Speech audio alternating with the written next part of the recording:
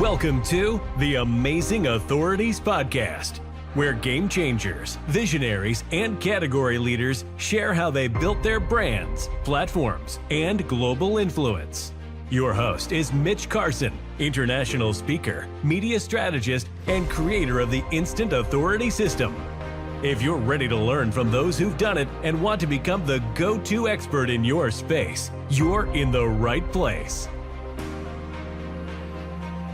Welcome to the Amazing Authorities Podcast. Today's guest, we were just discussing, has spent a whole month in Thailand, and we'll dig in and hear about that. I'm right now in Thailand, and today's guest, Tim Newman, is here from the US of A, my former home country. Welcome to the show, Tim. Mitch, thanks so much. It's good to see you again. And, last time we talked to you, talked about you're going over there. So I'm glad you made it, and you're doing really well. Yeah, I'm happy to be here, and looking out the window, I see the ocean. It's just the morning time here. It's a little after 6 a.m. I'm looking and seeing. I'm about a 5-minute walk from the beach, but I go there almost every night to sit and walk a little bit, and I have a little chair that I open up, sit, and enjoy the waves. And I say, this is life. It's a lot better than looking at concrete. Yeah, that's awesome. Well, let's dig in. You are a professional speaker and a speaking coach, and it's an area that I'm very passionate about as well. You're a podcast host. I was a guest on your podcast before. Thanks again. We had a great time together. We did. And you've got 2 podcasts. Let's get those out so people know how to listen to you. Yeah. So like you said, I've got 2 podcasts. One is Speaking with Confidence, which I'm sure we're really going to get into. But the other one, which was really started kind of as a fun hobby, which has really exploded, it's called the Golf Week Amateur Tour, the podcast. And that one is, the Golf Week Amateur Tour runs individual stroke play golf tournaments for amateurs in 47 markets across the United States. And basically what that one does is, I've got a partner who lives in El Paso, and we interview members, players, tournament hosts, golf courses, that type of thing, and really just talk about the tour itself.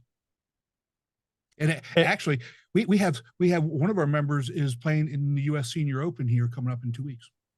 And what got you involved in that? I'm just curious. Are you a passionate golfer yourself? Well, I was. I've been involved in amateur golf tournaments for a little over 20 years as a tour director and playing. And right before COVID hit, I'd had some health issues, so I couldn't really play as much. And when COVID hit, I started, we end up in front of these computers, so we think we have to work. If the computers don't, that means we got to work. And that's what I ended up doing. And I got so bogged down into work, I stopped having any fun. Okay. Right? And then, as we were coming out of COVID, my friend owns the tour, and I said, we think about me starting a podcast. And he was like, yeah, Tim, do whatever you want. I mean, he had no idea. Really, most people didn't have any real idea what, the power of podcasting at that time, 2022, 2021. And literally within 2 months, that exploded. I mean, it went from 0 to 60, just like that. The speaking podcast? No, the Golf Week Amateur Tour one. The Speaking with Confidence podcast I started in February of 2024, and that has exploded. That has exploded as well. Really. Wow. Well, that's tremendous. So Yeah. and you're also a college professor? Oh, no. So last time we talked, I'm a recovering college professor at this stage of my life. December was my last, December 24, that was the end of my last semester. So now I'm speaking and coaching full time now. Wow. Well, congratulations. Thank so you. you're full entrepreneur now and full-time podcaster. Yes. Okay. Well, that's good. So you get a pension and time to grow your passion. Well, that's part of the issue. I'm not collecting that pension yet. I'm only 57. Okay. And so, right. so I can't, I've got 8 more years before I can start collecting that. So February 1st of 2025 was the first time since I can remember, since I was 15 or 16 years old, I haven't had a paycheck. And that puts a little bit different spin, a little bit different, thumb on, pressure point for you to make sure that you're doing the things that you need to do. Because Mitch, I like to eat, but You and me both. You and me both. I get it. Yeah, I had some health issues last year also, and have had to adjust what I put in my mouth for it. Just, hey, things happen in life. That's what happens. Yeah. And you have to pivot or you perish. And Exactly. I prefer to pivot. I'm not ready to perish, and that's the deal. So let's jump in. You've got a formula for speakers, because that is largely considered, public speaking is largely considered man's greatest fear, more so than drowning or burning in a fire. Yeah, that just makes me laugh when I think about it, and especially from where I initially came from to where I'm at now. And I look back, I said, what were you really that scared about? What was it that really had you that petrified? And so I created this because, kids today, here we go again, kids these days, right? But young professionals these days really have no idea how to communicate at all. And so I had to come up with a way to get them to be able to start having just normal conversations, to let alone be able to stand up in front of a group of people, 5 people, 10 people, get on the stage and actually share information and connect with people. So that was the impetus behind creating, the form for public speaking. Now, is that the origin? Because today's kids, if you go out into a restaurant, you'll have a table of 4 kids and they're all texting each other. Yes. They don't want to talk. They don't want to talk. It's crazy. It is. And that's Mitch, that's part of it, because when you go into the professional world, I mean, if you want to do that with your buddies and your friends and that have connection or interaction with them, that's up to you. But if you can't go out and you can't connect with people and you can't have a conversation as a professional, you won't get a job. You will not be successful. It's just really that simple. You have to be able to communicate. And I don't care how much technology we have, all businesses are still going to come down to a person-to-person, a people business. How do they pass interviews? They don't. They don't. So I've spoken with a number of HR professionals about this, and a lot of them are throwing their hands up. A lot of them they've started to implement these types of programs, soft skills programs in their trainings, in their benefits packages, because our education system has failed them. We as a society have failed these kids by not only teaching it, but not insisting that they gain these skills.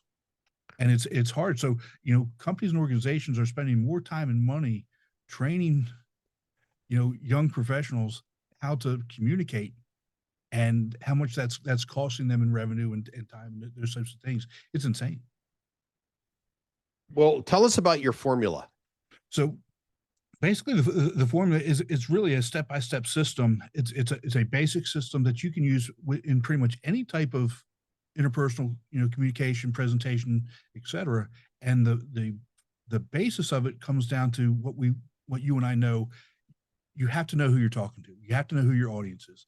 And that's where everything starts. You have to know who your audience is. So it teaches you how to figure out who they are by asking, basic certain questions. So let's just say you're going to an interview, right? You go to an interview, you should already know who it is that you're interviewing with, what their background is, what their job is, what they do in their job, who else is going to be in that interview, all those people, and come prepared with a set of questions that you want answered.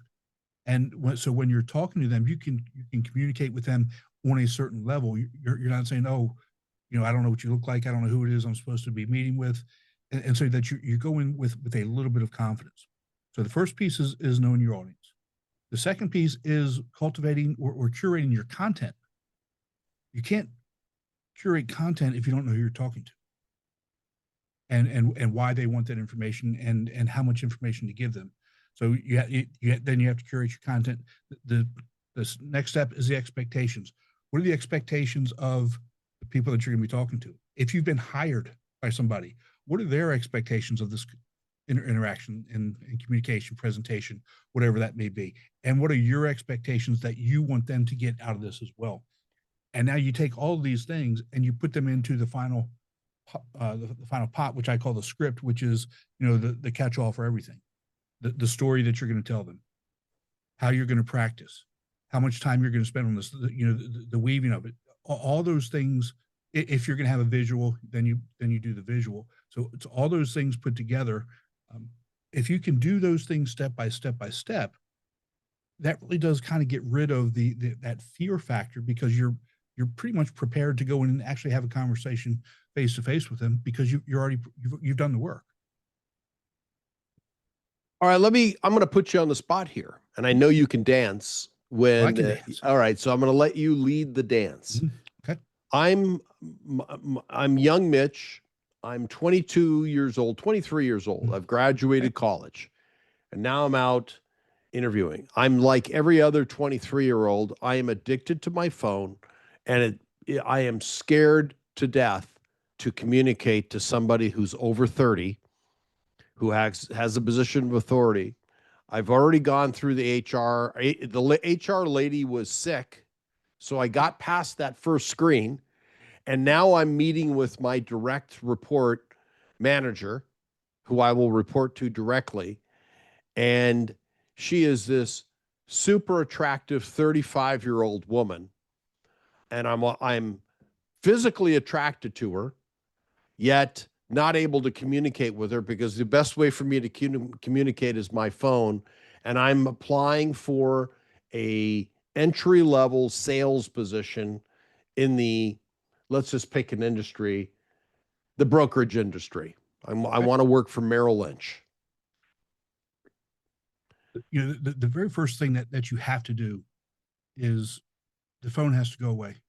But in this instance, honestly, what I tell people is, if you're going in for an interview, unless there's a reason for you to have your phone with you, leave it in your vehicle, leave it in the car, leave that temptation so far away so that you can actually focus on the individuals and make that connection, have those eye contact, because let's just say you take it with you, it's in your pocket, and you turn the ringer off. If you're anything like me, you're getting a text message every 5 minutes, and it's buzzing and it's beeping, and you're wondering, and you get distracted. Leave the phone in the car.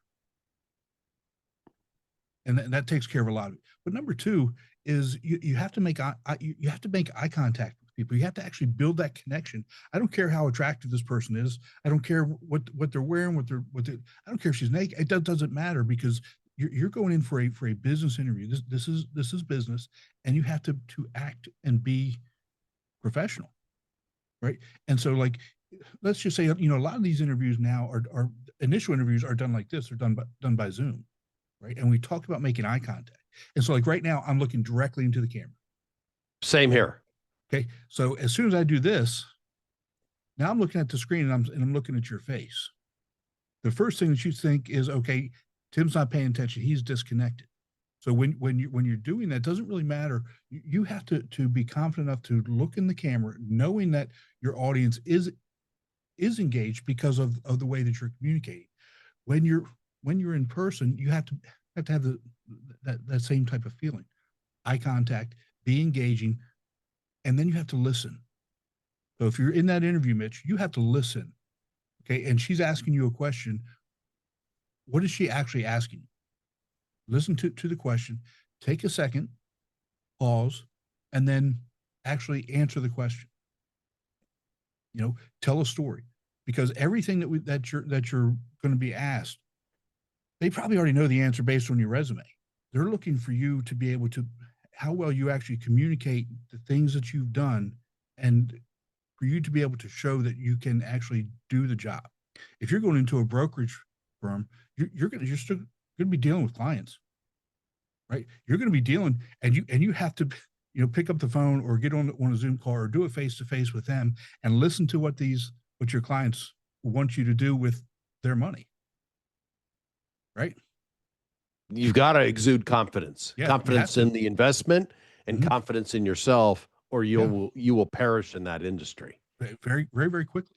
And it's like that in pretty much any industry. I mean, most entry-level jobs at this point, and it's been like this for really for a long time, Mitch. I mean, you know this, entry-level job for pretty much any industry is sales. You have to sell something because you have to prove to whatever organization that you can actually generate revenue. And then after that point, then you can move up into other types of positions where we may not necessarily be doing direct sales, but you have to show that you can actually generate revenue for the organization. Well, I painted a scenario, and I'll paint one for you, a real one. And what you talked about largely was nonverbal communication. Mm-hmm. There's one thing in being able to speak. The second is using the eye contact and creating that connection. You said the connection word quite a few times. I will change the scenario a little bit, and it was a personal one. I worked as an entrepreneur for the first several years while I was in college, and then after I left, and then I was pushed by my uncle to get into the financial services industry. So I applied for a job with Merrill Lynch when I was 28 years old. I went to work for Merrill Lynch. But before I was able to secure the job, I had to meet with the resident vice president of the office in Westwood, California, where I lived. And I lived just down the street. And I walked in, and the man was perfectly dressed, perfectly shined shoes, upright, former Marine, had the Marine flag on the wall in his office. And I had learned that he was a Marine boxer. Oh, boy. And boxing champion when he was in there. I mean, very proud Marine, and his back was about as rigid as they come. And he shook my hand, and I later found out he accepted my application and wanted to meet me because I was a former competitor on the pro karate circuit. So that was a bonding element. Okay. Yeah. So I'm sharing this to give you a little ammunition about maybe how to communicate. So I found out about his background, just like you said, and I was able to use a physical display on the wall of the Marine flag, but that was there with the Semper Fi. And he brought up my connection of my background as a former competitor, and I had won a few championships in my day. And when I walked in, I want you to visualize this. I walked in and he said, "Take a seat." So I sat, and he was on the other side of the desk, and he pressed a button, and the door swung shut loudly through this button. It was as though, okay, the audience is you and me. We are the only ones in this cell. It almost sounded like a cell door shut. It was a heavy door, and it closed through a button. He had one of those I forgot. It was a release where the door came and just slammed shut. I'd never seen that before, except in a Maxwell Smart. Get Smart, yeah. Yeah, Get Smart. Yeah, Get Smart, where I saw those doors shutting, and it was that sound and that effect. What is the best way to go forward in that type of situation? How would you coach somebody, Tim? Well, see, you're set up perfectly. I mean, you really are, because number one, you've noticed things that you may not have known, but you come in and you're observant. You see what's going on. You know this gentleman is a former Marine, so you have an idea of what to expect about his demeanor. So you know kind of how so you know how you should be coming in and what your demeanor should be with respect and that sort of thing. Maybe you don't know he was a boxer, but now you know. And so now you have something to talk about. Oh, Mr. Jones, I see you were a boxer. Did you box in the Marines? And now you can start to have this little back and forth. You said you were martial arts. Is that what you said? Yes. Okay. So I've been active in martial arts, and I've done some of these things. So so you build that connection on something completely outside of the job. So now you've taken this gentleman who's a former Marine, very very stiff, what have you, and you've lowered the temperature in the room just a little bit, so now you can have a smiling and back and forth conversation, and talk about some other things, get to actually know this individual, so that when he's asking questions, and at this point, he may not even ask you about the job. He may you two may just end up having a conversation about each other, about your experiences in boxing and martial arts. And I've been not in that exact situation, but I've been in similar situations where I've left and we didn't talk about the job, and I get the job.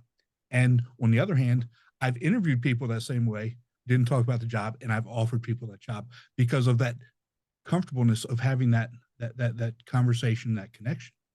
But to be able to do that comes back to, you have to know yourself. You have to be confident enough in yourself to be able to initiate some of those things and have those conversations.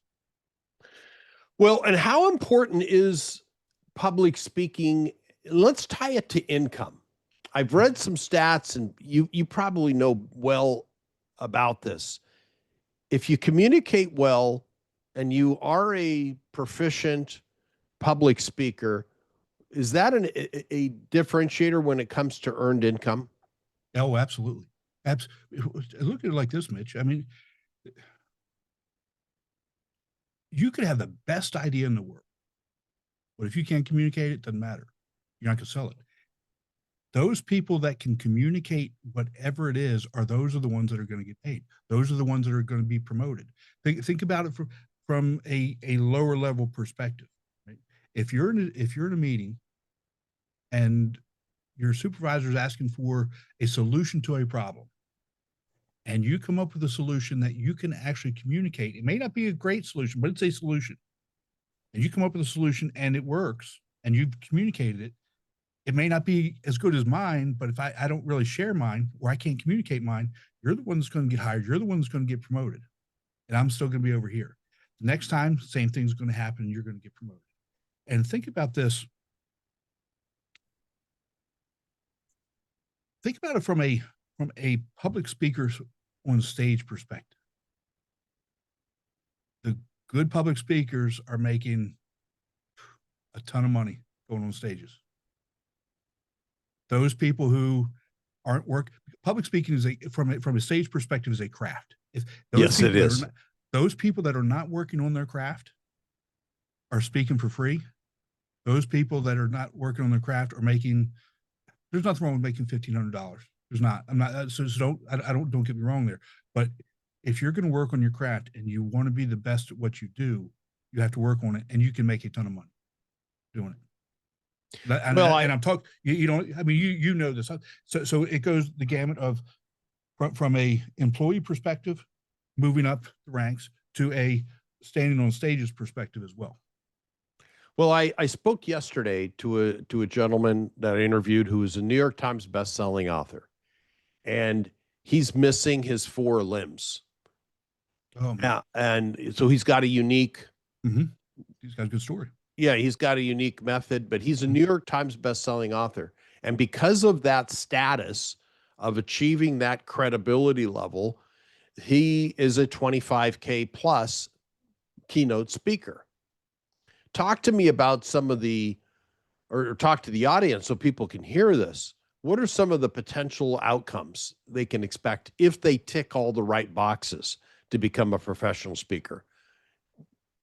Do you take people that far, or is it more about communication?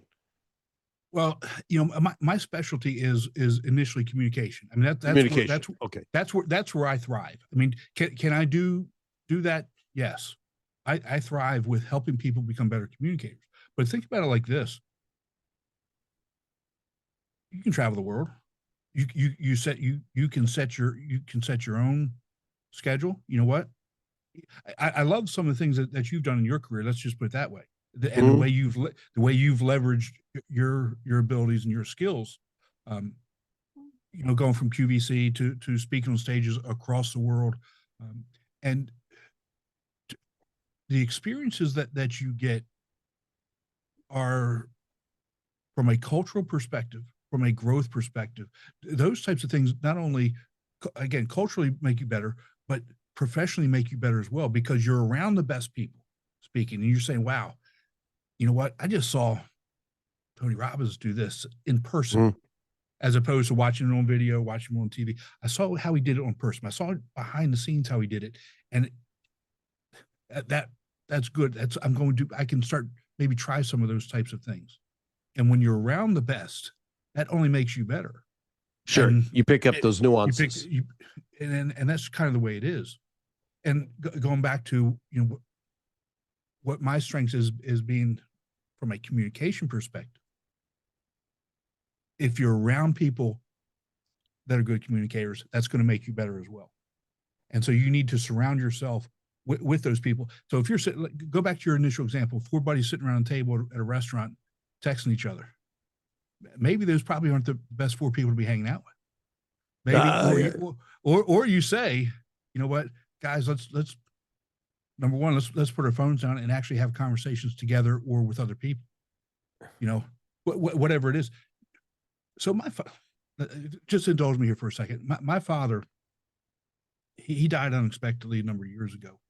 And one of the things that I always admired about him is he would see somebody and see something in common, and he would walk by and make a quick comment, and they would laugh and joke and talk 5 or 10 minutes.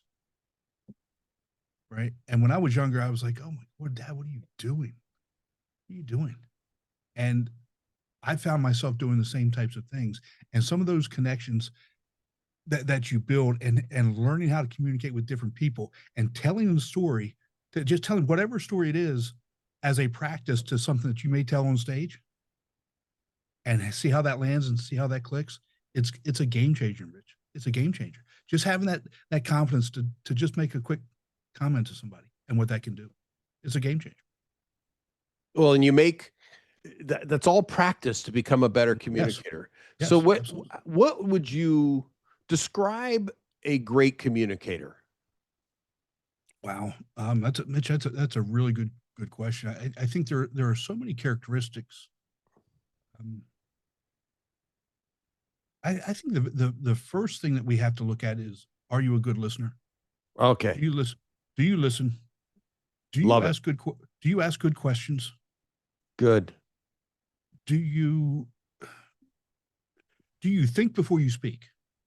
Okay. So when you're listening to somebody, and again, I'll bring it back to sales, because if you're not listening to what they're telling you from a sales perspective, you're not going to sell anything. But when you listen and you ask good questions, are you responding based on what they're telling you? And I think that the listening piece is something that really does kind of get pushed aside a lot. And asking questions, the whole idea of asking questions, you don't really hear people talking about too much, but that's the only way we learn things about other people. I had a phone call yesterday with an individual, and he was asking for help, and I said, do you know anything about your audience? Who's coming to your events? And he says, well, I don't wouldn't even know where to start. And I said, well, why don't you ask them? Why don't you? Wow, that's heavy. Why don't you ask them? How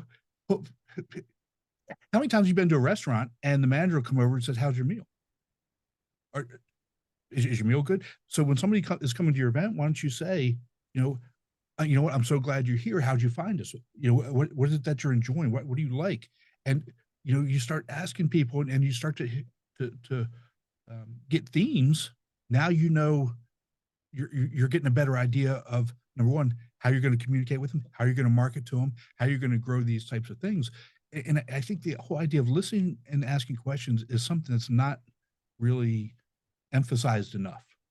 So you have to be a good listener. You have to ask good questions, and you have to actually respond appropriately to those questions. That to me is a couple of the biggest things. All right. So you've ticked all the right boxes. Talk about voice. How important is that? Does posture play a factor in this? I mean, do they sit upright? Like, I remember I told you about this resident vice president when I went in. He was upright and proud, and his voice came out. Is there something to be said for posture when speaking and communicating? It tells your whole mood.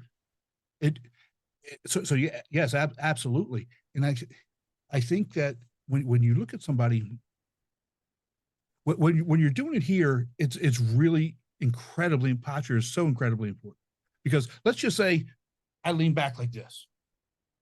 Okay. That's showing I'm not interested. You can't really hear me from my microphone. I'm disconnected. So you, as the audience, is well, if he's not interested, I'm gonna disengage and get out. If you're on stage, you have to have a presence, because you have to exude that confidence. And one of the things I don't want people to get confused with is a lot of times people that don't have confidence have that false bravado, have that false, same thing. True people can tell when you have true confidence, when you're staying on the stage or doing it, really in any type of business that you're in. But your posture is so important, because that's one way people are going to actually, like you said, sit up and listen to you and take you seriously and connect. Now, when you have that, and when you're projecting your voice, you have to learn how to vary your tone. We're not talking monotone. You have to learn how to vary your volume.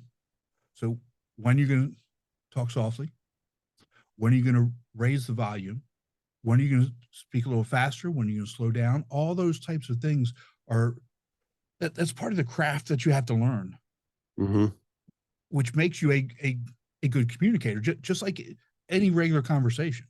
I mean, if you go back to sitting at a table at a restaurant, you're not going to talk monotone to the person across from you. You're going to talk with emotion. You're going to talk like you normally would. And when you're presenting, what you have to understand is all you're doing is you're just having a conversation. You may be having a conversation with 10 people, 100 people, 1,000 people, but ultimately it's still just a conversation. Well, just like we're having now, this is a Absolutely. conversation. Yeah. And, I mean, there were some prearranged questions, but I'm really off script. We're just conversing and taking it where it needs to go. Yeah. And so you've got 2 podcasts where people can find you: Speaking with Confidence, and if they have an interest in golf, which has also exploded. What's the name of that podcast? It's called the Golf Week Amateur Tour, the podcast. Oh, okay. Well, and all right. Well, if someone wants to communicate better, because you've got your backdrop, which is Speaking with Confidence. I love that. It's very clear. How do they get in touch with you, Tim? The best place is on my website. It's timnewmanspeaks.com. It's timnewmanspeaks.com. Well, that's easy. You can find everything there. You can get on the email list. You can find the podcast. You can register for the Forum for Public Speaking, free resources. Everything you want, it can all be found right there. Wow. Well, Tim, thank you for your time today. You've been a great guest, and you certainly connected with me, and I'm sure you connected with the listeners, because you're Mr. Connector. And I just given you a new name. You're the Mr. Connector. How to create a connection.com by Tim Newman. All right. Which I appreciate that. I'm going to go and share that with my wife and daughters. And I can see their eye rolls right now as I say that.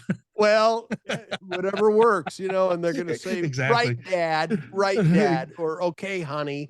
They've been hearing it for umpteen years, but this is the real Tim. I mean, that's what you do. You're a connector. That's what I do.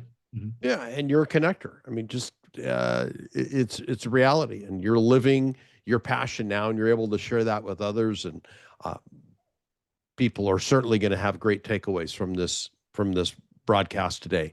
Tim, thank you for your time, and I'll certainly have you on as a guest when you have more stories to share in the future. Mitch, thanks so much. It's great seeing you again. Thanks for tuning in to the Amazing Authorities Podcast. If today's episode inspired you, take a moment to subscribe, rate, and leave a review. It helps more experts like you rise to the top.